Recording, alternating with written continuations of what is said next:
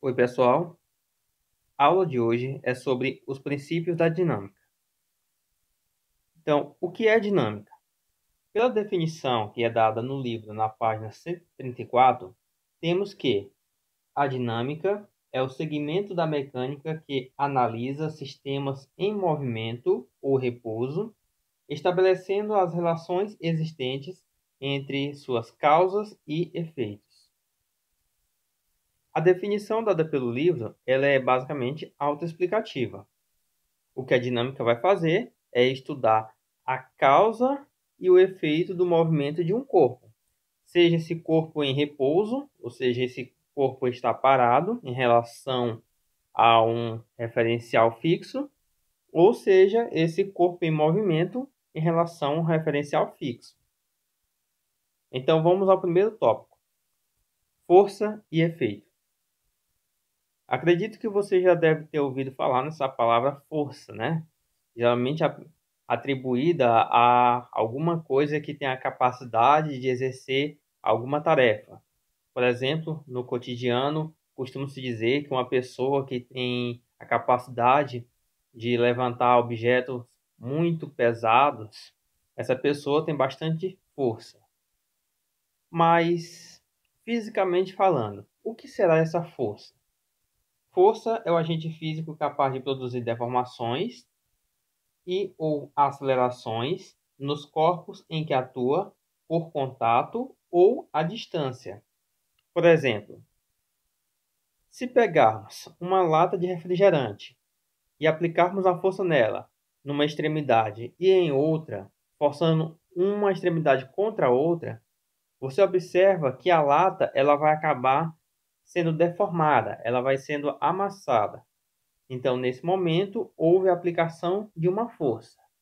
Ou então, no caso de pegar um carro, por exemplo, um carro que está parado numa rua, e uma pessoa atrás começar a empurrar o carro e o carro acabar se movendo. Ou necessariamente, ou não necessariamente, ele continuar parado. A partir do momento que tem alguém empurrando esse carro ali, há a existência de uma força com uma direção horizontal. Nesse sistema aí, como veremos mais tarde, existem várias forças que estão atuando naquele carro, mas podemos destacar nesse ponto que uma das forças que está ocasionando o movimento dele naquele momento é aquela força onde o indivíduo acaba empurrando o carro. Então, a força ela é um agente que é capaz de modificar a estrutura, de deformar, ou então ela pode acabar ocasionando o movimento, gerando aceleração. Força como grandeza vetorial. Sim, a força ela é uma grandeza vetorial.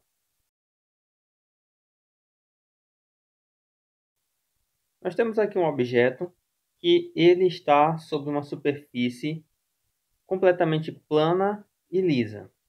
Nós podemos aplicar uma força aqui do lado esquerdo do objeto, essa força empurrando o objeto para a direita. Observa aqui que nessa situação, essa força ela é classificada como vetor. Por quê?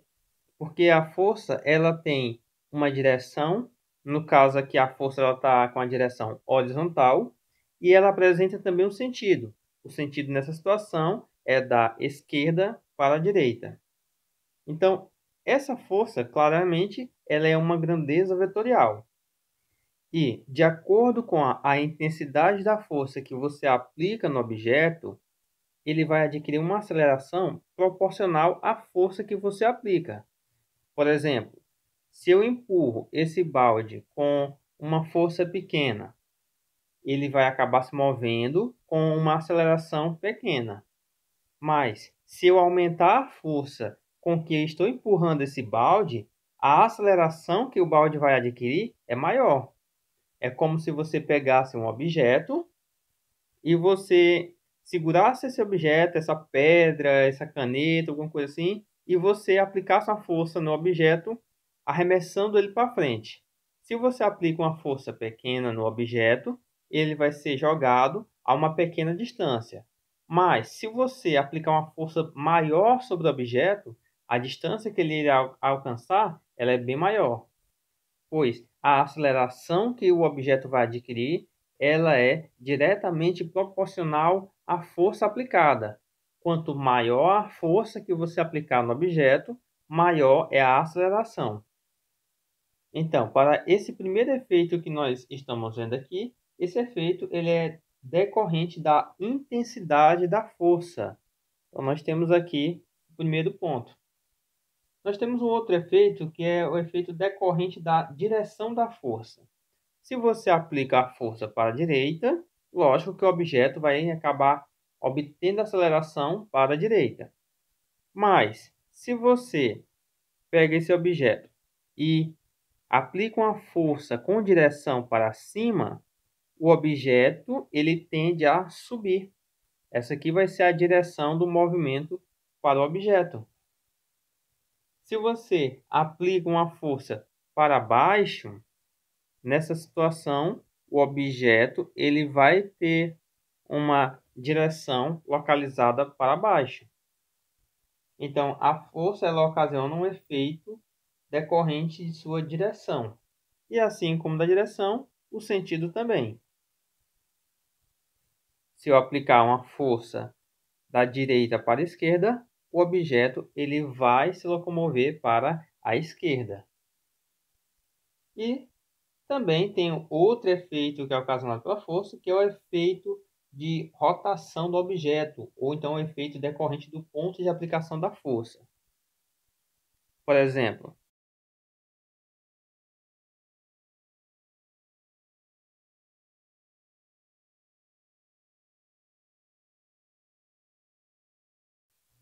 se você aplicar uma força bem no centro da bola, nesse ponto aqui, essa bola irá se deslocar para a esquerda.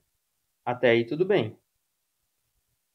Mas se você aplicar uma força nesse ponto aqui da bola, o que vai acontecer é que você vai fazer com que ela acabe tendo o efeito de, ao mesmo tempo que ela vai para frente, ela acaba se deslocando um pouco para a direita dela.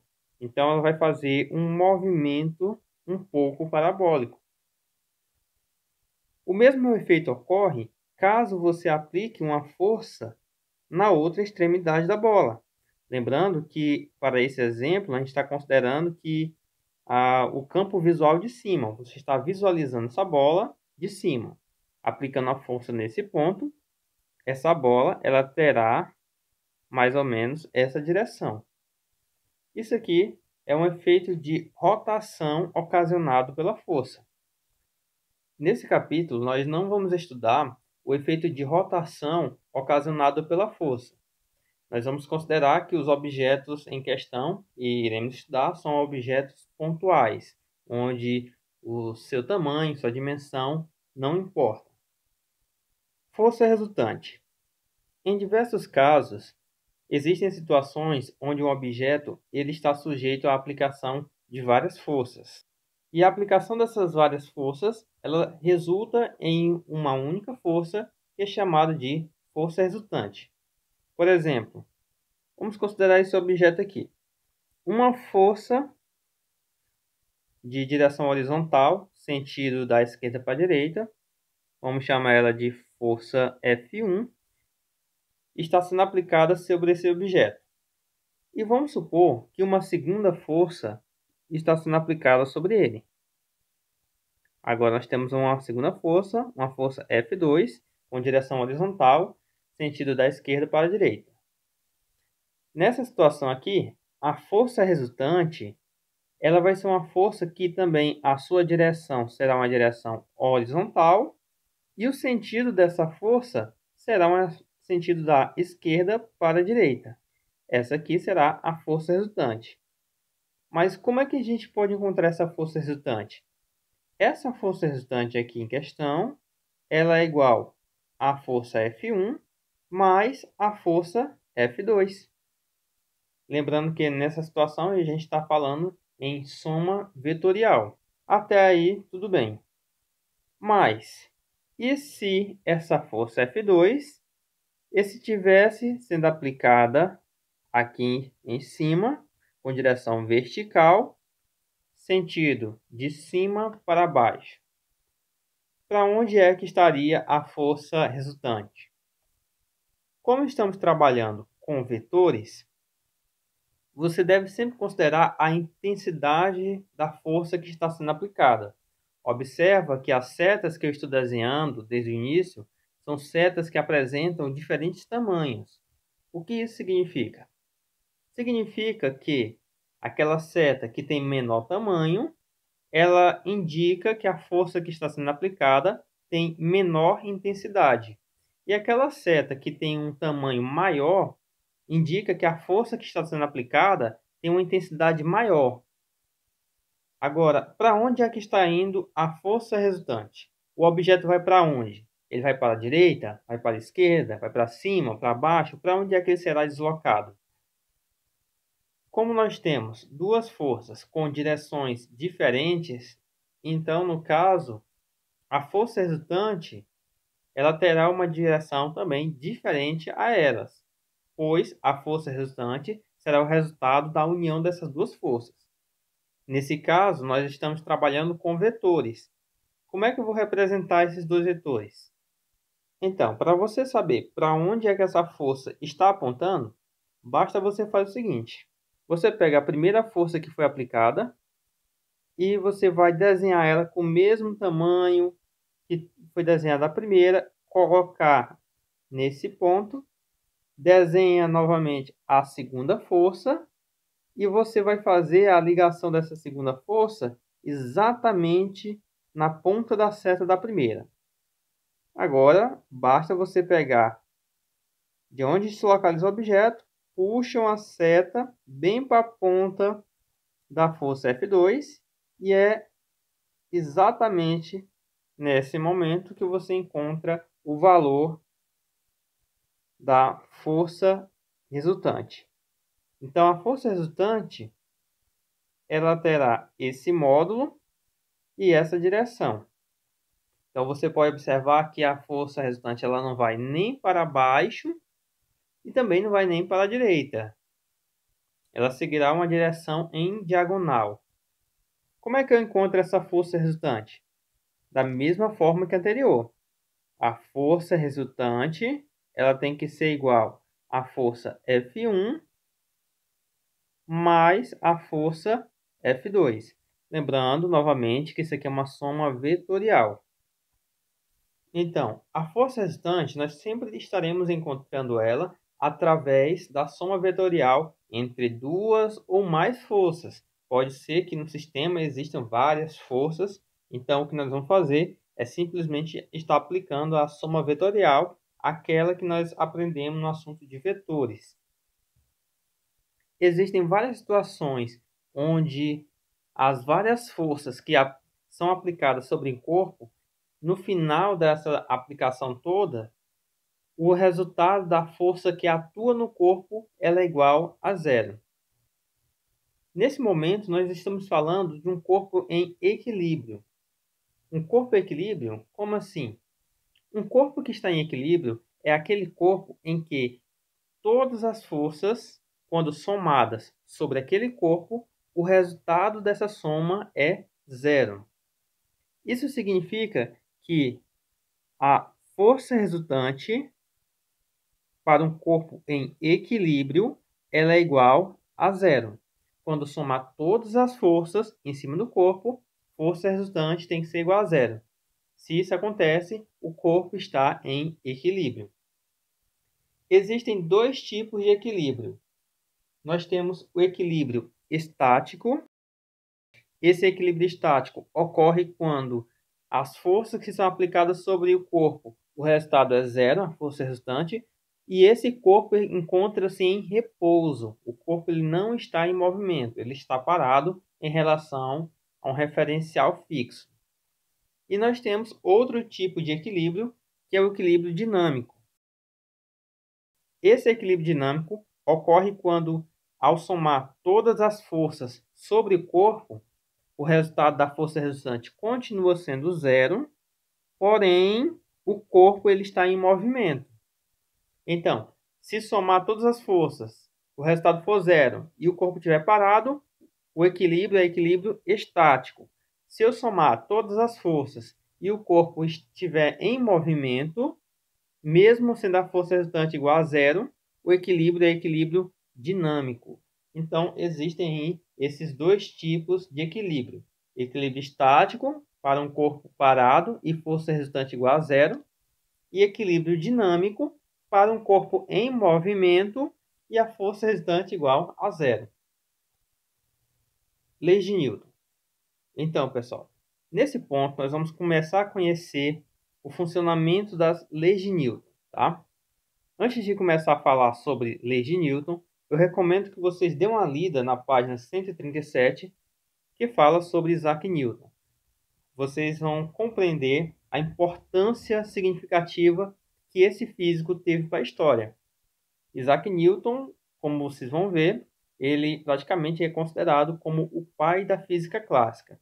Praticamente todos os avanços que nós tivemos até hoje dentro da ciência, dentro da física, foram proporcionados graças a Isaac Newton, pois ele que abriu as portas para a visão de um novo mundo. Tudo bem? Então, vamos começar aqui com a primeira lei de Newton. A primeira lei de Newton é conhecida também como lei da inércia. Mas o que seria essa inércia? Em resumo, a lei da inércia ela diz o seguinte: para um corpo que está em movimento, ele tende a continuar em movimento. Se um corpo está em repouso, ele tende a continuar em repouso. Por exemplo, se você pega um objeto, coloca ele sobre uma mesa, e esse objeto ele não está inclinado para cair, não está ventando, não tem terremoto, não tem ninguém puxando, não tem força magnética, não tem nenhuma outra força para atuar sobre esse corpo.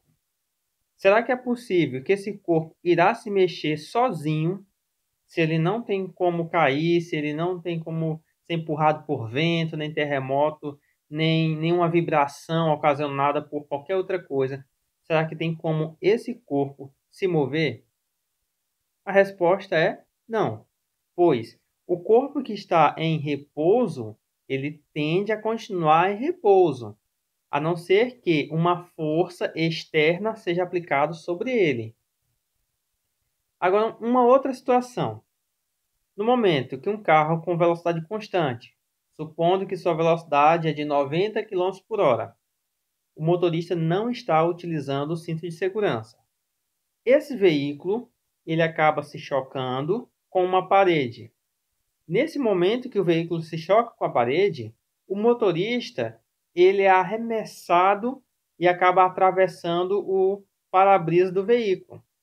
Mas por que o motorista ele foi arremessado para fora do carro? Por que ele não continuou sentado?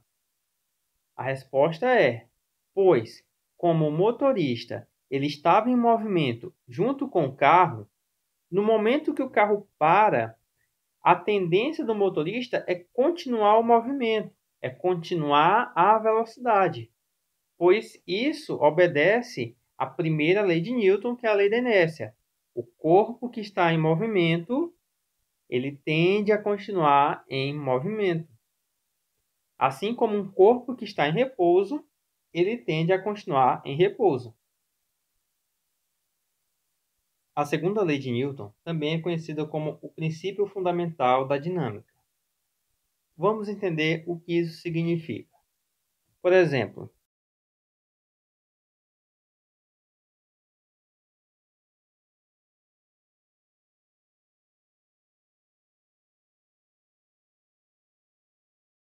nessa situação, nós temos o exemplo de uma pessoa empurrando um carro. Aqui, o objeto ele obtém uma aceleração com direção horizontal, sentido da esquerda para a direita.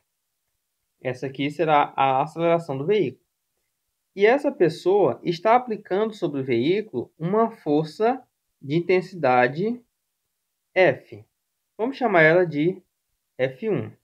Para a força F1, a aceleração resultante ela vale a aceleração A1. Porém, se nós colocarmos outra pessoa para empurrar o veículo juntamente com essa primeira pessoa, e supondo que essa segunda pessoa aplique uma força F2, nessa situação aqui, a aceleração não será mais uma aceleração A1, ela será uma aceleração A2. A aceleração será diferente da anterior. Comparando os dois casos, a aceleração A2 ela é diretamente proporcional à força resultante que temos aqui. Então, essa força resultante ela é diretamente proporcional a essa aceleração. Assim como a força F1 ela era proporcional à aceleração A1. E se, em vez dessas duas pessoas estarem empurrando esse carro, elas estivessem empurrando algo menor, como uma bicicleta, será que a aceleração da bicicleta seria maior do que a do carro ou seria menor? Claro que se eles estivessem empurrando um objeto menor do que o carro, a aceleração seria maior. Por quê? Porque o objeto é menor, então ele tem menos massa. Então significa que se eu aumento a massa, eu tenho que aumentar a força para empurrar? A resposta é sim. Quanto maior a massa do objeto, para você conseguir fazer ele se movimentar, você terá que aplicar uma força maior. Por exemplo, em sua casa, o que é mais fácil empurrar? É uma cadeira ou empurrar o sofá de sua casa? Claro que é a cadeira, né? Pois a cadeira tem menor massa. Então fica mais fácil de se locomover, pois você precisa aplicar menos força nela. Então, nessa situação, a força ela está relacionada com a aceleração e com a massa. Nessa situação, podemos dizer que a força também ela é diretamente proporcional à massa. Quanto maior a massa, maior a força. Assim, nós temos que a força resultante sobre um objeto ela tem que ser igual a massa vezes a aceleração. E essa expressão aqui, ela corresponde à segunda lei de Newton. Terceira lei de Newton. A terceira lei de Newton, ela é conhecida como lei da ação e reação. Como assim, ação e reação? Por exemplo, vamos utilizar o exemplo anterior, do homem empurrando o seu carro. Nessa situação, nós vemos que o homem está aplicando sobre seu veículo uma força de intensidade F. Porém, o veículo ele aplica uma força sobre o homem de sentido contrário. A intensidade da força com que o veículo aplica sobre o homem também é F. E essa força ela tem a mesma direção, porém sentido contrário. Opa, mas espera aí. Como assim? Como é que o veículo pode aplicar uma força de sentido contrário? O veículo está funcionando? Ele tem essa capacidade? Pessoal, a natureza ela é formada por equilíbrio. No momento que você aplica uma força sobre uma superfície, essa superfície vai aplicar uma força sobre você. Por exemplo, se você dá um soco na parede, você está aplicando uma força contra a parede. Mas a parede ela vai aplicar uma força de volta contra você. No momento que a parede aplica essa força de volta contra você, é nesse momento que você vai acabar sentindo uma dor. Por quê? Porque você aplicou uma força com a intensidade contra a parede e a parede aplicou a mesma força que você aplicou contra ela, contra você. Pois, se ela não fizesse isso, se isso não acontecesse, o resultado seria que, no momento que você fosse se aproximando da parede, você nunca iria tocar nela, pois não teria nenhuma força contrária ao seu movimento. Então, o que permite nós tocarmos nos objetos é que no momento que você aplica uma força contra aquele objeto, o objeto irá aplicar uma força contra você, pois é a ação e a reação. Então, para toda ação, existe sempre uma reação. Eu acredito que você deva utilizar bastante essa palavra em seu dia a dia, peso, né? Principalmente quando se refere à massa dos objetos. Ao medir sua massa, você costuma sempre se referir: ah, hoje eu me pesei, eu estou pesando 50 quilos, estou pesando 70 quilos. Em física, peso não é massa. Como assim? Quando falamos em peso fisicamente, estamos falando em uma relação entre a massa e a gravidade. Então, massa é aquele valor em que, ao ser posto em uma balança, ela irá apontar. Por exemplo, no açougue, quando você vai comprar carne, ao colocar um pedaço de carne na balança e ele dá 2 quilos. 2 quilos não é o peso daquela carne. 2 quilos é a massa. Então, a quantidade de massa daquela carne é de 2 quilos. Mas o que seria esse peso mesmo? Força-peso é uma força que atua em todos os corpos que estão sujeitos a uma gravidade. Por exemplo, em nosso planeta, todo objeto que está sobre ele, todos eles, inclusive nós, temos peso. E o peso é uma grandeza vetorial que está relacionado à massa e à aceleração gravitacional. Podemos escrever que o peso ele é igual à massa do corpo multiplicado pela gravidade. O peso ele é uma grandeza que sempre vai puxar o objeto direto para baixo, direto para o centro do planeta. Então, por exemplo, aqui nós temos o nosso planeta. Um objeto que está sobre ele, ele sempre será puxado para baixo. Por exemplo, aqui nós temos uma pessoa que está aqui sobre o solo. Essa pessoa, ela tem uma massa de, digamos que de 71 quilogramas. Essa pessoa que tem 71 quilogramas e está aqui no planeta Terra, sujeito a uma gravidade que está puxando diretamente para baixo, intensidade de 10 metros por segundo ao quadrado, o peso dessa pessoa ele será o seguinte: será a massa, que é 71, multiplicado pela gravidade que ela está sujeita, que vale 10. Logo, o peso dessa pessoa terá a intensidade de 710 newtons. Como o peso ela é um tipo de força, a unidade de medida do peso será o newton. Toda vez que você estiver trabalhando com algum tipo de força, a unidade de medida dela será sempre o newton. Esse N maiúsculo que você coloca no final da expressão, tá? Esse N é uma unidade de medida para aquele valor. Assim como o quilograma, como o segundo, como o metro, são unidades de medida também. Então, essa pessoa aqui, ela será puxada diretamente para baixo. O peso está puxando ela para baixo.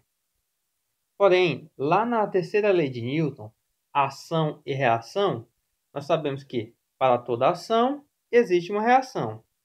Se o peso puxa o objeto para baixo, então tem que existir alguma coisa que equilibre a situação. E essa coisa que vai equilibrar a situação será a reação. Vai existir uma força contrária ao peso, e essa força que é contrária ao peso é chamada de força de reação ou força normal. Essa força normal, ela pode ser representada pela letra N, tá? Atenção, não é o N de Newton, é o N de normal. Tudo bem? Essa força normal, vamos colocar aqui, ó, força normal, ela tem que ser igual à força peso. Por quê? Porque para o objeto poder ficar em cima de alguma coisa, sobre o solo, por exemplo, a força normal e a peso têm que ser iguais, pois se o peso é maior do que a normal, esse objeto ele vai afundar, ele vai entrar na terra. Agora, se a normal ela for maior do que o peso, então o objeto, em vez de afundar, ele vai fazer subir. Então, para que o objeto não suba e também não desça, a força normal e a força peso elas têm que ser iguais. Ah, mas como é que calcula a força normal? da mesma forma que calculo o peso. Tem que ser igual a massa multiplicado pela gravidade. Então, vamos resolver alguns exemplos para compreender melhor o assunto. Temos aqui a primeira questão. Para que uma bola de massa 0,35 kg seja acelerada a 5 metros por segundo ao quadrado, com que intensidade de força ela deve ser chutada? Eu vou anotar aqui os valores que o problema forneceu. Nós temos a massa, que é 0,35 kg. Vou colocar aqui. Lembrando o seguinte, pessoal. Quando trabalhamos com força, a massa ela sempre tem que ser em quilogramas, tá? Se o valor estiver em gramas, converte para quilogramas. Se estiver em toneladas, converte para quilogramas. Ele forneceu a aceleração, está aqui. A aceleração é igual a 5 metros por segundo ao quadrado. E o que ele está pedindo aqui é a intensidade da força. Então, o que nós estamos buscando aqui é a força. Então, como eu expliquei antes, força é igual a massa vezes a aceleração. Logo, essa força é igual a massa, que é 0,35, vezes a aceleração, que é 5. Força é igual. 5 vezes 5 vai dar 25. Vai 2. 5 vezes 3, 15. E 15 mais 2 vai dar 17. Então, colocamos 17 aqui. A vírgula anda duas casas, então vai dar aqui. Então, a força vai ser de 1,75 newtons. E pronto, está resolvida a questão. Segunda questão, uma bola de boliche de massa 12 kg. Vou botar aqui, massa igual 12 kg. Está em MRU. MRU é movimento retilíneo uniforme, devido à ação constante de várias forças. Sua velocidade é de 5 metros por segundo. Então, nós temos aqui velocidade 5 metros por segundo. Qual é a intensidade da força resultante? Então, aqui ele quer saber quanto equivale essa força resultante. Pessoal, primeiro é o seguinte. O problema falou que o movimento ele está em movimento retilíneo uniforme. Se o objeto ele está em movimento retilíneo uniforme, a velocidade dele não aumenta e nem diminui. E ele falou que tem a ação de várias forças que estão atuando nele. Se várias forças estão atuando e a velocidade não aumenta e nem diminui, significa que a soma dessas várias forças resulta em uma força resultante igual a zero. Por quê? Porque o objeto ele não vai aumentar e nem diminuir sua velocidade. Então, essa aqui será a resposta do problema. Força resultante igual a zero. Questão 3. Quando uma força constante de intensidade igual a 30 newtons. Vamos colocar aqui, força igual a 30 newtons. Ela é aplicada em uma caixa de 4 kg de massa. Massa igual a 4 kg. Inicialmente em repouso. Ela é acelerada. Então, se ele está inicialmente em repouso, nós temos que a velocidade inicial é igual a zero. E ela vai ser acelerada. Calcule a velocidade adquirida. Ele quer a velocidade final pela caixa após estar 8 segundos sobre a ação dessa força. Então, nós temos aqui uma variação do tempo, né? Vamos colocar aqui, variação do tempo igual a 8 segundos. O nosso objetivo, dessa vez, não é encontrar o valor de força, nem de massa, e, por enquanto, aceleração. Nosso objetivo é encontrar a velocidade final. Velocidade final, quando envolve tempo, a fórmula é que a velocidade final é igual à velocidade inicial mais a aceleração multiplicado pelo tempo. A velocidade final é o que queremos saber. A velocidade inicial ela é zero. A aceleração está faltando. Então, por enquanto, nós vamos caçar essa aceleração que nós não temos. A aceleração, utilizando a fórmula da segunda lei de Newton, que é Força é igual a massa vezes aceleração. A força ela é 30 newtons, a massa é 4 e a aceleração é o que queremos encontrar. Faço 4 dividindo, então nós temos 30 dividido para 4, isso é igual a aceleração. Logo, a aceleração é igual a 30 dividido para 4, isso vai dar 7,5 metros por segundo ao quadrado. Já que encontramos a aceleração, basta substituir aqui no A. Aqui vai ser 7,5 multiplicado pelo tempo que foi informado, valendo 8. Logo, a velocidade é igual a 7,5 vezes 8, vai dar 60, e 60 mais 0 é 60. Então, a velocidade final é 60 metros por segundo. E está aí respondido, fim de problema. Exemplo 4.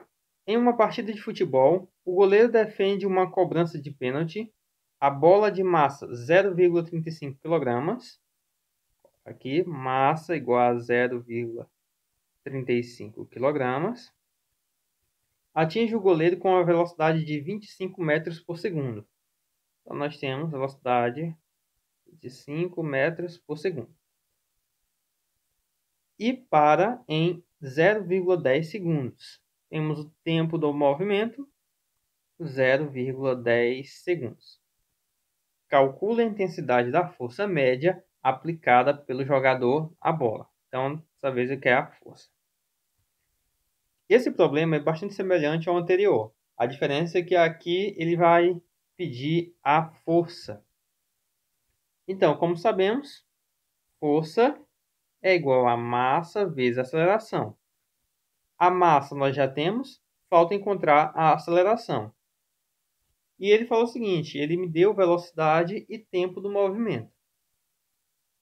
No momento em que o problema fala que a bola chegou com a velocidade de 25 metros por segundo, essa velocidade ela corresponde à velocidade inicial do movimento. Então, a bola já chega com essa velocidade inicial. E ela vai parar. A velocidade final da bola é zero. Ela para em quanto tempo? Em 0,10 segundos. Então, através disso aí, eu posso encontrar a aceleração. Lembra que a velocidade final é igual à velocidade inicial mais a aceleração vezes o tempo. A velocidade final é quando ela para, é zero. A velocidade inicial é quando a bola chega, que é 25, mais a aceleração multiplicado pelo tempo. E o tempo aqui ela é de 0,10. Agora, eu vou pegar a aceleração vezes a vírgula 1, vou passar para o lado esquerdo, fica menos a aceleração multiplicado por 0,1 igual a 25. Esse 0,1 pode passar dividindo, então nós temos que a aceleração é igual a 25 dividido por 0,1. Isso aqui negativo. E o resultado vai dar menos 250 metros por segundo ao quadrado. Atenção! O sinal negativo que é dado pela aceleração, ele serve para indicar que a aceleração ela está tendo sentido contrário, que a velocidade ela vai diminuindo de acordo com o tempo, tá? Então, esse menos aqui só serve para indicar o sentido da aceleração. Então, a força que o goleiro vai ter que aplicar, ela é igual à massa da bola, que é 0,35, multiplicado pela aceleração, que é 250. Então, a força ela é igual, multiplicando aí, 0,35 vezes 250, nós encontramos 87,5 newtons. Essa aqui vai ser a força que o goleiro vai ter que aplicar contra a bola, para que ele consiga parar nessas condições estabelecidas. Caso você queira colocar o sinal de negativo na aceleração, também você pode, tá? Você pode colocar aqui negativo, o resultado vai ser negativo. Só para dizer que a força ela está indo contra o movimento da bola. Exemplo 5. Uma esfera metálica de massa 5 kg ela é puxada verticalmente para cima por uma força F constante de intensidade 20 newtons. Sendo a gravidade igual a 10 metros por segundo quadrado, calculem. Letra A, o peso da esfera, e letra B, a aceleração resultante do movimento da esfera. Então, o que é que nós temos aqui? Nós temos a massa da esfera, que é 5 kg, e essa esfera ela está sendo puxada verticalmente para cima, com uma força F de intensidade igual a 20 newtons. Então, aqui nós temos a força F. E a gravidade local é de 10 metros por segundo ao quadrado. Então, primeiro aqui, para a letra A, nós vamos calcular o peso. Lembra que o peso é a massa vezes a gravidade. Logo, o peso é igual. A massa da esfera está valendo 5 e a gravidade local, 10. Logo, o peso da esfera, 5 vezes 10, vai dar 50 newtons. Está aqui a letra A. E a letra B? A aceleração resultante do movimento da esfera. Letra B. Essa aceleração resultante. Como aqui na situação nós temos uma força que puxa para cima, essa força valendo 20, e o peso ele puxa para baixo, esse peso ele está valendo um total de 50, forças com sentido contrário, o que nós temos? Nós temos uma força resultante que tem que ser igual ao peso menos a força aplicada. Logo, essa força resultante é igual ao peso, que é 50, menos a força aplicada, que é 20. Essa força resultante é igual a 30. Como a força resultante é a massa vezes a aceleração, nós podemos botar aqui a massa da esfera, 5, vezes a aceleração, que é a aceleração resultante, ela tem que ser igual ao valor da força, que é 30. Logo, a aceleração resultante vai ser igual a 30 dividido pela massa. Então, a aceleração resultante é igual a 6 metros por segundo ao quadrado. E tá aí, encontramos a resposta para a letra B.